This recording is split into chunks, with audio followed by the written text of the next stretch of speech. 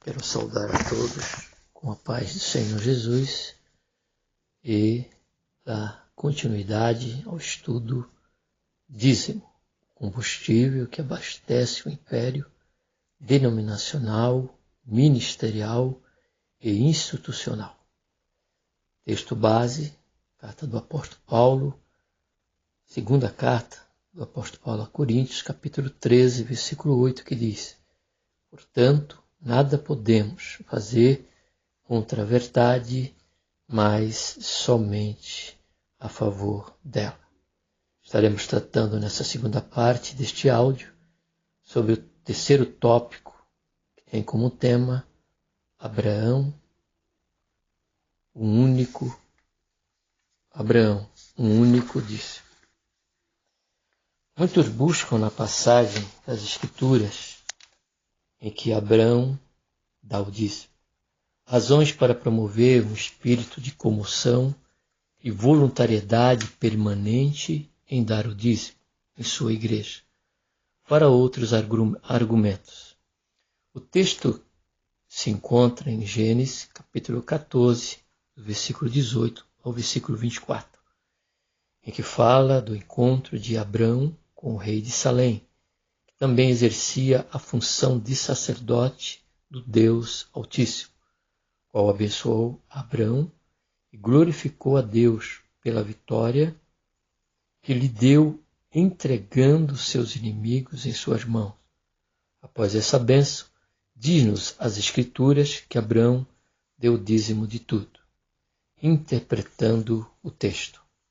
Primeiro, Abrão tinha aqui aproximadamente 75 anos, quando por uma única vez dizimou, pois nem antes e nem depois, até o dia de sua morte, aos 175 anos. Gênesis 25, 27. As Escrituras mencionam qualquer ato pelo qual Abrão tenha dizimado. Segundo, esse dízimo em que a passagem enfatiza quando diz que Abrão deu-lhe o dízimo de tudo, se refere não aos bens do próprio Abrão, mesmo porque a Bíblia diz que ele era riquíssimo em gado, prata e ouro. Abre parênteses, Gênesis 12, 2, fecha parênteses. Mas sim do despojo da guerra. Abre parênteses, Gênesis 14, 21, fecha parênteses. Os quais também não ficaram com Abrão, e sim com o rei de Sodoma, que com ele, Abrão, foram para a guerra. Gênesis 14, de 23 a 24. Concluindo, o texto mostra a complacência de Abrão em socorrer o seu sobrinho Ló abre parênteses, Gênesis 13, 12 a 13, fecha parênteses, a sua vitória. Gênesis 14, 20, a única oferta de 10% ao rei de Salém. Gênesis 14, 20, parte C. E a sua dependência em Deus, que está claro também, declarado em Gênesis 14, versículo 22. Espero, amados irmãos em Cristo e amigos, ter contribuído já neste primeiro tópico e deixar esclarecido a todos quanto à questão do dízimo de Abraão, pois aqui o seu nome ainda não tinha mudado. Um abraço a todos, ore para que o Espírito Santo use este estudo para a edificação de muitos, para a salvação de pecadores. Aviso, você pode acompanhar todo esse estudo através do YouTube, digitando José Sabino da Silva Neto, Sabino. Ali você vai encontrar este estudo postado, amados e queridos irmãos e ouvintes. Quarto tópico, Jacó, o voto do dízimo. Quarto tópico, Jacó, o voto do dízimo.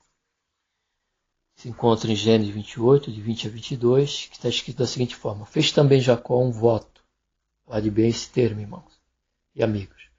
já fez também Jacó um voto, dizendo: se Deus for comigo e me guardar neste caminho que vou seguindo, e me der pão para comer e veste para vestir, de modo que eu volte em paz à casa de meu pai, e se o Senhor for o meu Deus.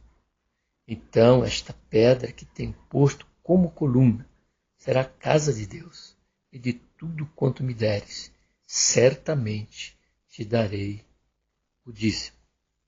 Amados e queridos ouvintes da Palavra de Deus e amigos, esse é outro texto que é muito usado pelos defraudadores da verdade.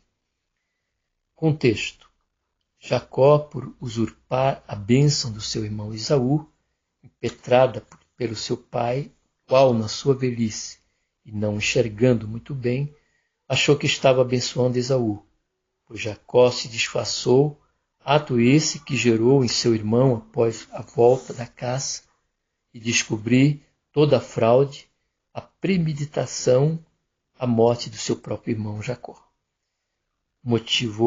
Caso esse que motivou a fuga de Jacó, o qual, ao sair com destino à casa de seu tio Labão, que ficava em Padã-Arã, onde no trajeto, ao anoitecer, enquanto dormia, teve uma visão celestial e recebeu uma promessa divina.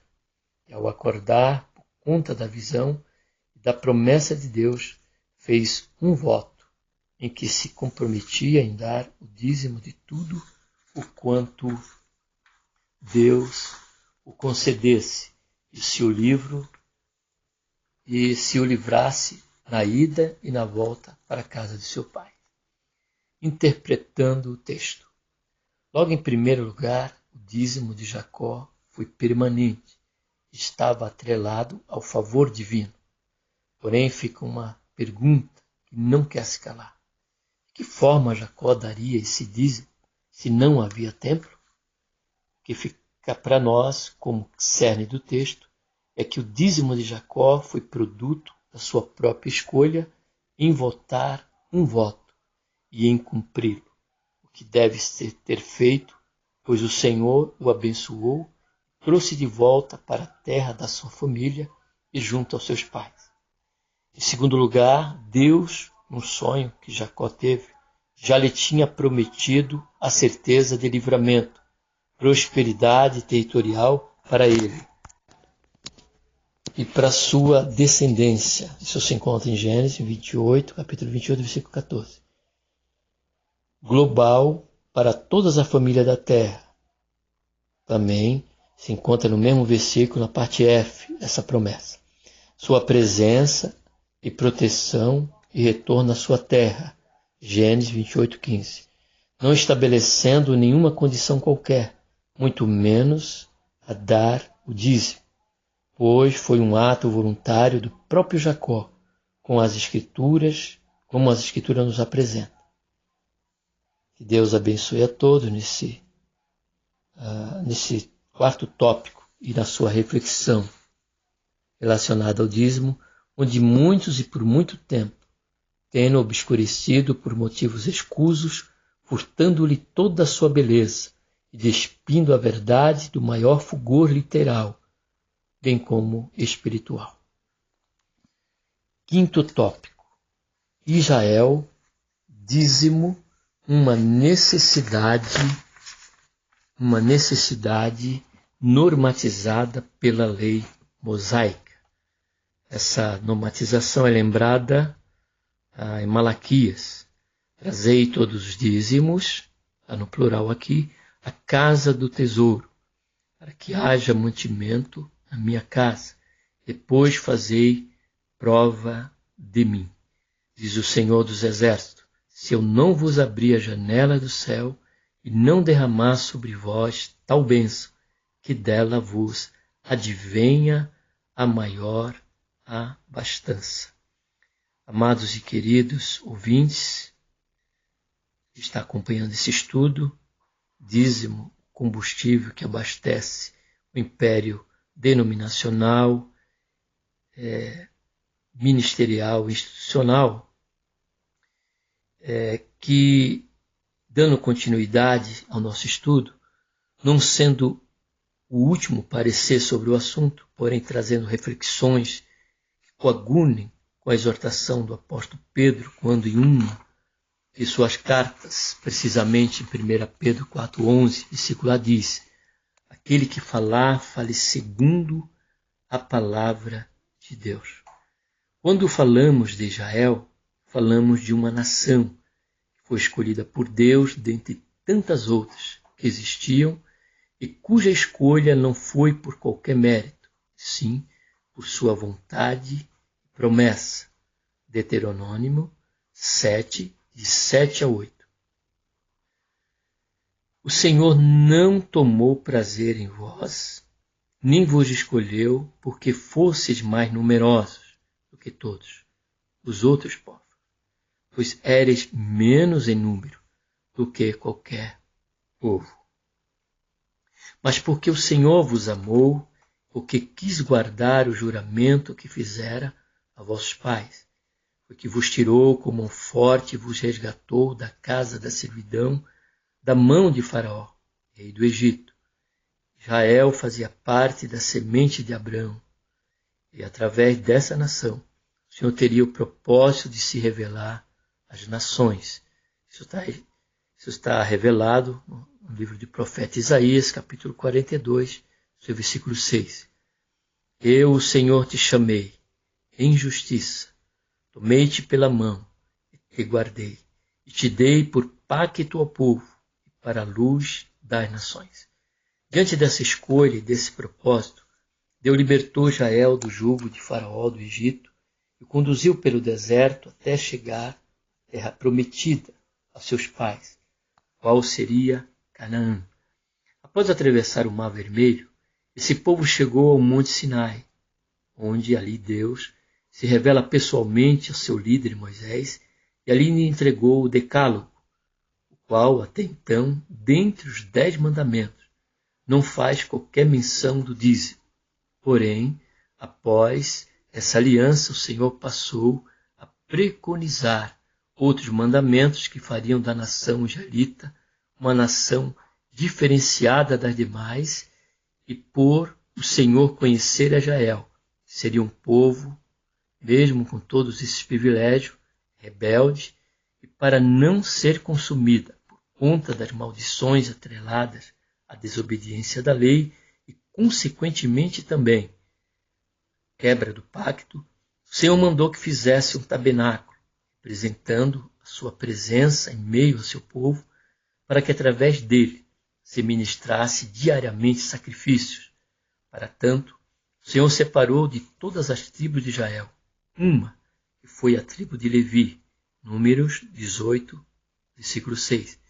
Eis que eu te tenho tomado, vossos irmãos, os levitas, do meio dos filhos de Israel.